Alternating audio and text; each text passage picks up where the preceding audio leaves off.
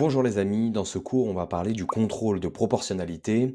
C'est un thème qui est très fréquemment donné en première année, notamment en introduction au droit, et qui est même de plus en plus populaire, on va dire, chez les profs. Je sais qu'à l'université d'Assas, à l'université de Nice, j'ai vu des partiels qui sont tombés dessus.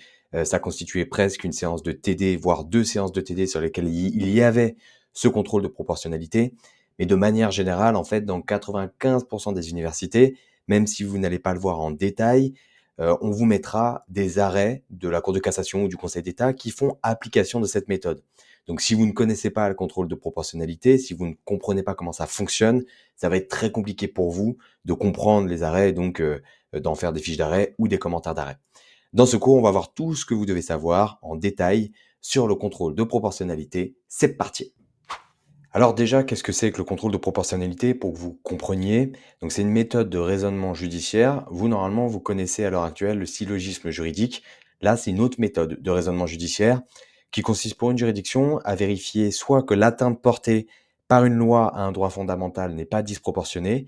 Donc ça, c'est la première hypothèse. Vous avez une loi, par exemple, donc la loi française, qui va être contraire à un droit fondamental et on va vérifier que cette contrariété n'est pas disproportionnée. Et deuxième hypothèse, soit à régler des conflits entre des droits fondamentaux opposés, donc par exemple droit au respect de la vie privée et liberté d'expression qui vont se confronter. Et donc là, il faudra opérer une balance des intérêts en présence. Donc vous voyez deux hypothèses pour cette méthode de raisonnement judiciaire. Donc on va voir tout ce qu'il faut savoir dessus. Là, vous avez le plan. Donc on va d'abord essayer de donner des explications sur ce que c'est, que vous compreniez bien. Ensuite, rapidement, parce que je vais passer assez vite là-dessus, mais on parlera de l'origine et de la consécration du contrôle de proportionnalité. On verra des exemples qui utilisent le contrôle de proportionnalité.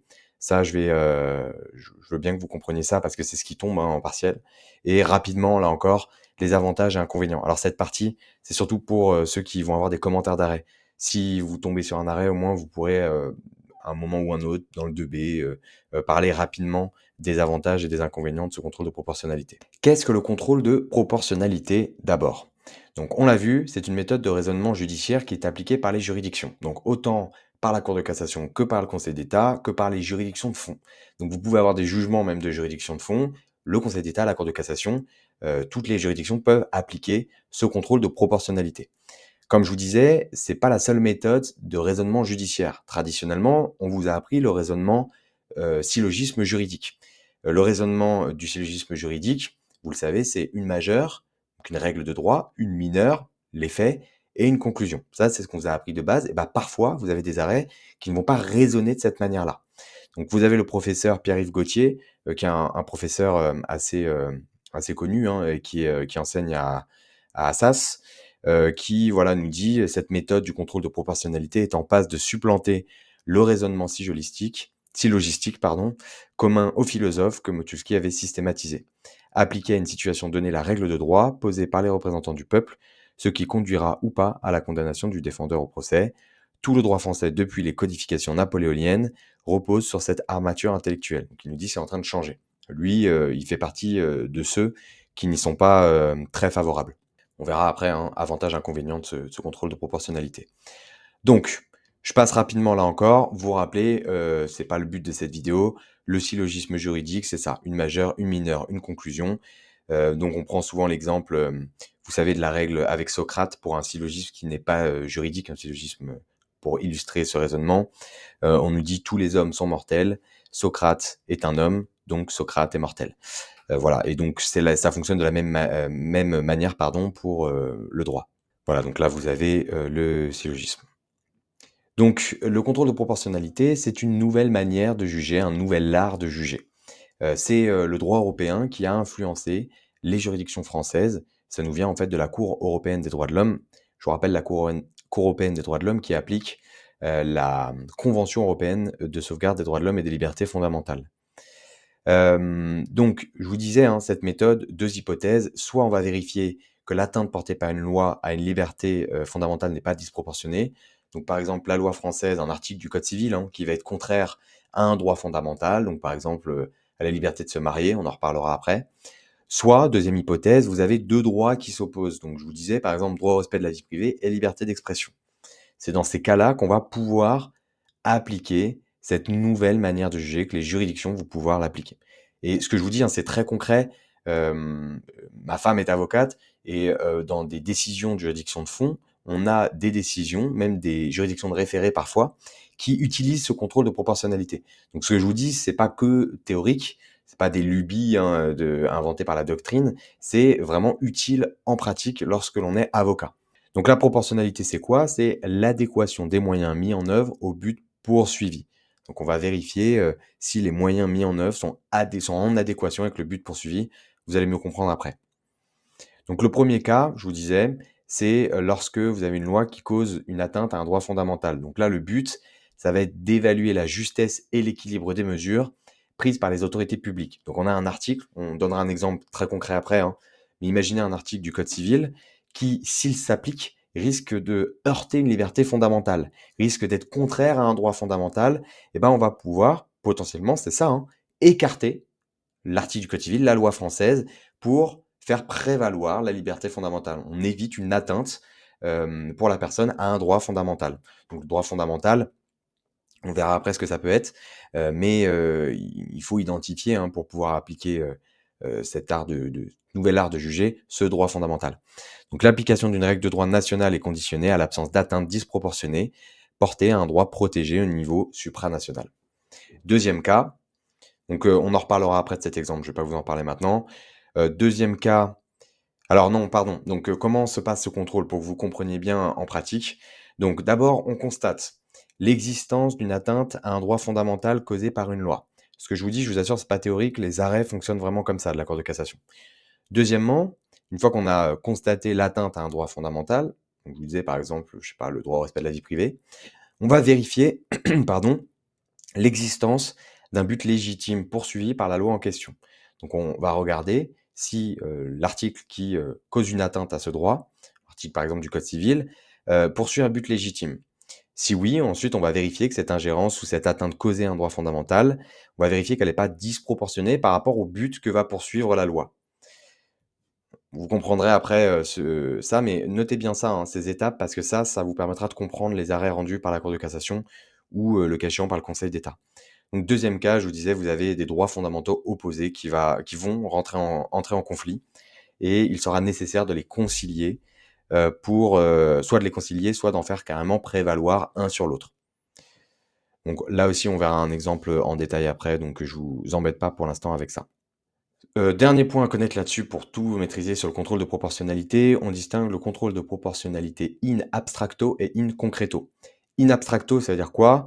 La juridiction va vérifier la proportionnalité de l'atteinte à un droit fondamental au regard du but légitime, mais ici, l'appréciation de cette disproportion ne se fait pas en référence aux circonstances de l'espèce. On se place simplement du point de vue des règles de droit.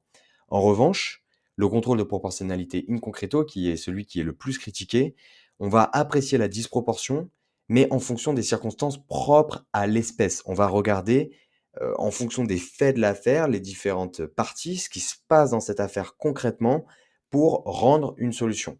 Donc là, c'est beaucoup plus factuel. C'est ce qui est critiqué, c'est parce que quand la Cour de cassation se livre à un contrôle de proportionnalité in concreto, en fait, elle s'écarte un peu de son rôle traditionnel de juge du droit. C'est en tout cas ce qui est très largement critiqué. Alors rapidement, parce que c'est pas le plus important du cours, d'où nous vient ce contrôle de proportionnalité? Je vous l'ai dit, c'est l'influence du droit européen et notamment de la Cour européenne des droits de l'homme. Et maintenant, les juridictions, toutes les juridictions de fond, comme les juridictions de droit, comme la Cour de cassation ou le Conseil d'État, l'appliquent. Alors, vous connaissez, peut-être déjà à ce stade ce que c'est que le contrôle de conventionnalité. Donc le contrôle de conventionnalité, c'est quoi? C'est un contrôle qui a pour objet d'apprécier la conformité d'une loi par rapport à une norme, pardon, internationale et en cas de contrariété, de faire prévaloir la norme la plus élevée dans la hiérarchie des normes, à savoir la norme internationale. Donc ça, c'est très important, c'est une notion aussi, à maîtriser sur le bout des doigts quand vous êtes en première année. Le contrôle de conventionnalité, vous devez savoir rapidement, première étape, le Conseil constitutionnel a refusé d'opérer ce contrôle de conventionnalité. Donc finalement, ce sont les juridictions judiciaires, la Cour de cassation notamment, et administratives, le Conseil d'État, qui vont opérer, qui se sont reconnues compétentes pour opérer ce contrôle de conventionnalité.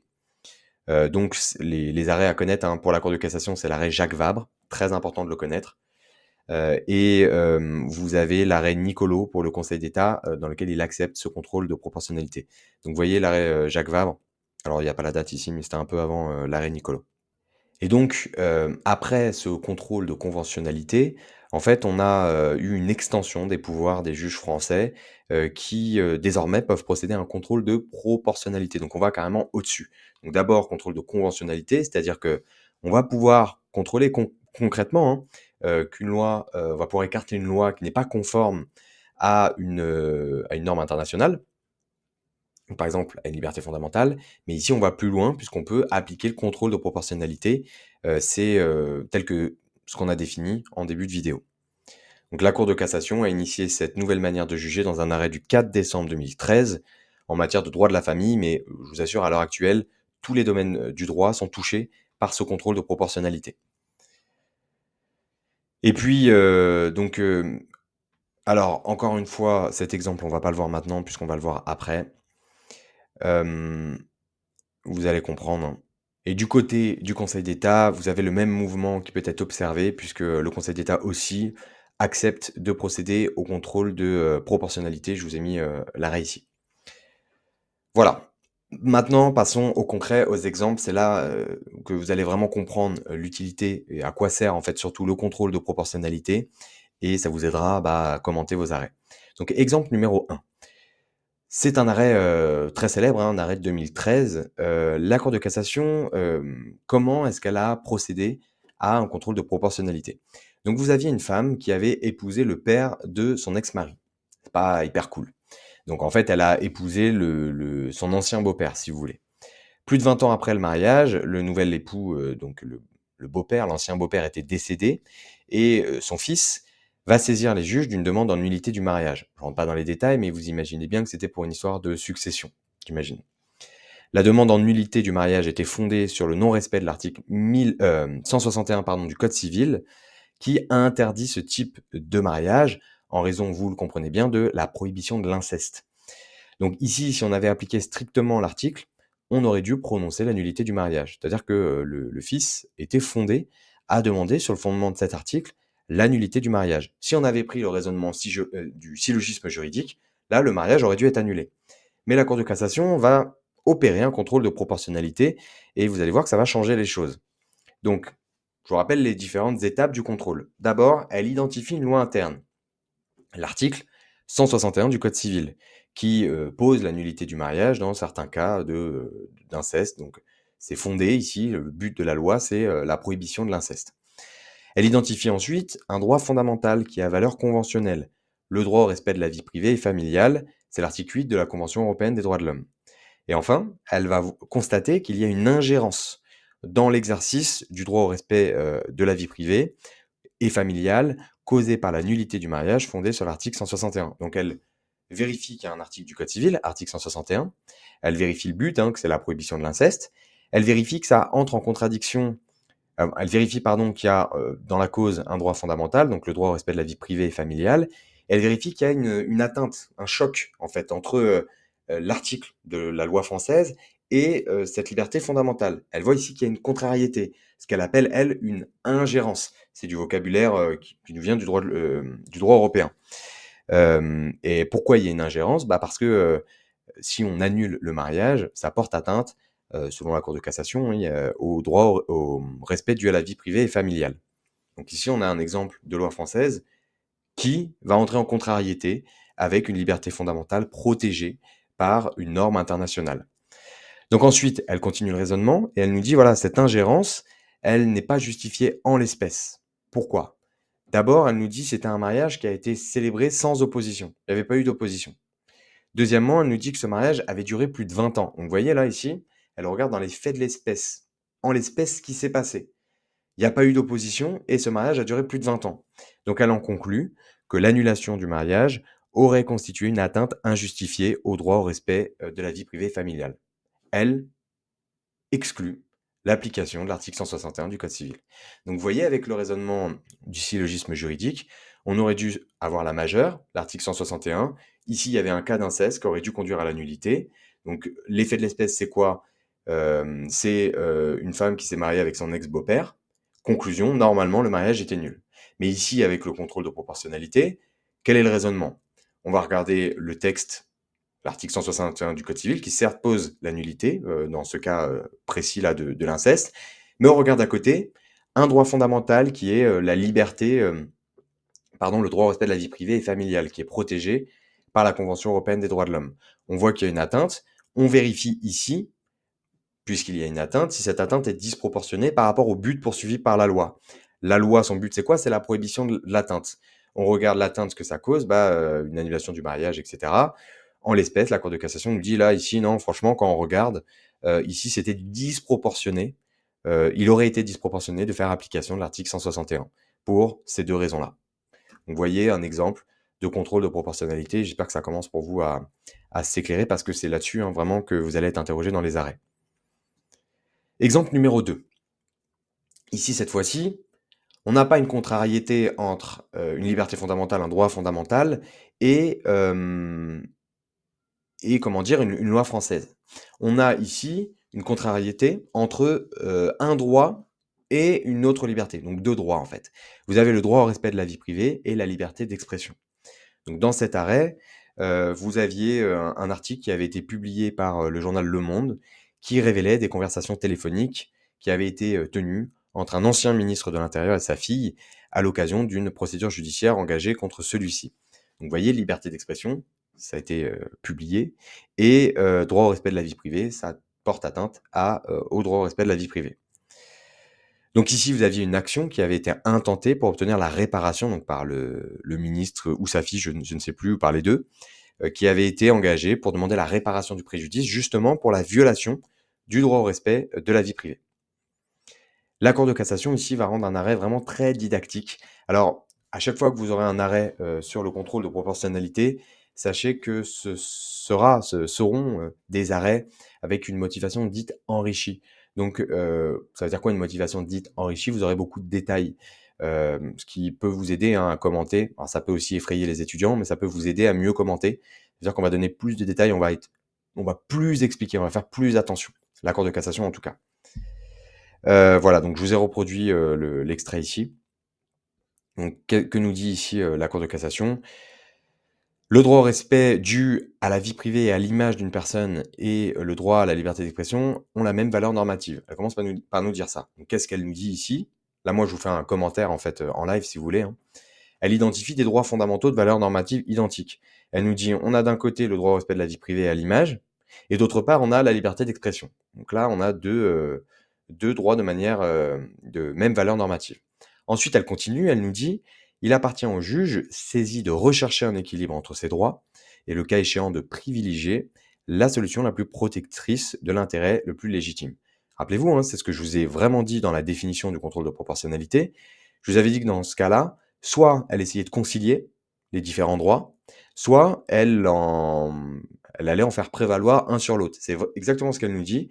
Elle nous dit soit on recherche un équilibre entre les droits, donc on essaie de concilier en fait, soit on privilégie la solution la plus protectrice de l'intérêt le plus légitime. C'est-à-dire qu'on va écarter un droit, on va en faire prévaloir un sur l'autre. Donc c'est ce que je vous disais ici, hein, voilà. La Cour de cassation rappelle donc ces deux possibilités. Le juge saisi doit donc soit rechercher un équilibre entre ces droits, soit privilégier la solution la plus protectrice de l'intérêt légitime. La Cour de cassation poursuit et nous dit « Cette mise en balance des droits en présence doit être effectuée en prenant en considération la contribution de la publication incriminée à un débat d'intérêt général, la notoriété de la personne visée, l'objet du reportage, le comportement antérieur de la personne concernée, le contenu, la forme, etc. » Je vous laisse lire de la dite publication. Alors, qu'est-ce qu'elle veut dire ici, la Cour de cassation? C'est que pour opérer cette balance entre les deux droits, on va prendre en compte de nombreux critères. Donc en fait, là, elle nous explique comment est-ce qu'on va opérer ce contrôle de proportionnalité dans ce cas précis. Donc elle nous donne tous les critères à prendre en compte qui sont notés ici. Comme la contribution de la publication incriminée à un débat d'intérêt général, la notoriété de la personne visée, l'objet du reportage, etc., ce sont tous les critères évoqués par la Cour de cassation. Donc finalement, dans cet arrêt-là, la Cour de cassation, elle décide que la Cour d'appel, après avoir examiné de façon concrète chacun des critères à mettre en œuvre, afin de procéder à cette mise en balance des différents droits, elle a déduit à bon droit que les propos litigieux relevaient d'un sujet d'intérêt général et que l'atteinte portée à la vie privée était légitimée par le droit à l'information du public. Donc ici, elle écarte toute disproportion de l'atteinte. En fait, vous voyez ici qu'elle va faire prévaloir la liberté d'expression, en l'occurrence, à partir des critères qu'elle a énoncés, sur le droit au respect de la vie privée et familiale. Alors rapidement, et on terminera là-dessus parce que cette vidéo est déjà longue, vous avez l'article qui est en lien dans la description si vous voulez aller plus loin. Quelles sont les critiques? Donc d'abord, on nous dit que certains auteurs nous disent dans les critiques, c'est un contrôle qui serait légicide, c'est-à-dire qui tuerait, qui ira à l'encontre de la loi, une négation même du droit. D'abord, ça permettrait, en fait, sous couvert de contrôle de proportionnalité, d'un retour du jugement à l'équité. En fait, ce seraient des jugements qui ne reposaient même plus sur le droit, mais simplement en équité. Et pourtant, on a le droit français qui nous dit bien que les juges doivent se fonder sur le droit et non sur l'équité pour rendre leurs décisions. Ensuite, la deuxième critique, que vous pouvez reprendre dans beaucoup de commentaires d'arrêt, c'est le gouvernement des juges. Au nom de quoi un juge qui n'est pas élu, quelle légitimité bénéficie un juge non élu pour décider d'écarter l'application d'une loi votée par le Parlement, qui sont eux élus au suffrage universel direct? Le contrôle de conventionnalité et donc le contrôle de proportionnalité emporterait donc une atteinte à la séparation des pouvoirs législatifs et judiciaires. Ici, le juge se comporterait comme un député, si vous voulez. Et puis, troisième critique, c'est le risque d'insécurité juridique qui est, il faut le dire, assez réel. Le contrôle de proportionnalité risque de rendre la jurisprudence assez imprévisible et peu uniforme, ce qui est en contradiction avec la mission de la Cour de cassation, qui est de donner aux tribunaux et aux cours d'appel, aux juridictions de fond, la bonne interprétation des textes de loi. On pourrait avoir d'une décision à l'autre, notamment dans le contrôle de proportionnalité in concreto, des décisions qui seraient difficilement compréhensibles, puisque c'est en fonction des circonstances, difficile à comprendre et donc difficile à prévoir, ce qui est contraire à la sécurité juridique. Mais d'autres mettent en avant les avantages. Donc certains nous disent que d'abord, ce contrôle ne constitue pas un véritable changement. C'est même le premier président de la Cour de cassation, en Louvel, qui a indiqué que le contrôle de proportionnalité n'affecte pas véritablement la technique de cassation traditionnelle, qui est déjà particulièrement souple, c'est-à-dire qui permet déjà de faire preuve de souplesse pour rendre des solutions, en raison notamment des différents contrôles exercés par la Cour de cassation. Voilà, et on nous dit aussi que l'absence de contrôle, le contrôle restreint à l'existence d'une motivation, le contrôle léger, le contrôle lourd. Ça, pour rappel, c'est les différents contrôles exercés par la Cour de cassation. Deuxième avantage, si vous voulez, le contrôle de proportionnalité ne conduirait pas à un simple jugement en équité, mais vraiment à, à faire une balance des intérêts. En fait, on nous dit que l'objet du contrôle, ça reste bien d'affirmer les droits de l'individu. On est encore dans le droit, nous dit cette partie de la doctrine. Enfin, on nous dit de manière générale que, en fait, ça permettrait une meilleure adhésion des justiciables aux décisions de justice. Donc, dans un contexte de crise de l'institution judiciaire, qui a été relevé par le rapport des États généraux de la justice au président de la République, le contrôle de proportionnalité permettrait de faire mieux accepter les décisions par les justiciables. Je vous donne un dernier exemple en matière de droit des biens, en matière d'empiètement, matière de droit des biens qui est enseignée fréquemment en première année. Ici, ça permet par exemple d'assouplir la rigueur des solutions qui pouvaient être rendues en matière de sanctions d'empiètement. Ici, la Cour de cassation, désormais, au visa de l'article 8 de la Convention européenne des droits de l'homme, a pu juger qu'il convient de rechercher si la mesure de démolition n'est pas disproportionnée au regard du droit au respect du domicile. Alors, juste pour vous résumer rapidement, on n'est pas en droit des biens, mais en fait, dès lors qu'on a un empiètement, c'est-à-dire que votre propriété, vous empiétez sur la propriété de quelqu'un, vous avez un ouvrage qui empiète, même de quelques centimètres seulement, la personne sur laquelle la personne qui subit l'empiètement va pouvoir demander en justice la démolition de l'ouvrage en entier. Donc c'est une solution qui est très sévère, même si ça dépasse de quelques centimètres. Le contrôle de proportionnalité est en train, petit à petit, de faire évoluer les solutions en matière de sévérité de l'empiètement. Donc ça permettrait là de faire un peu mieux accepter les décisions par les justiciables. C'est un exemple qui peut être donné. Voilà, c'est tout pour, ce cours sur le contrôle de proportionnalité. Si vous voulez d'autres cours, complets comme ça, je vous invite à rejoindre l'académie, dont le lien est dans la description. Mais évidemment, sur la plateforme, on a plein d'autres contenus. On a des QCM, on a des fiches de révision vidéo, on a des flashcards, bref, tout ce qu'il faut pour réussir sa licence en droit. Quant à moi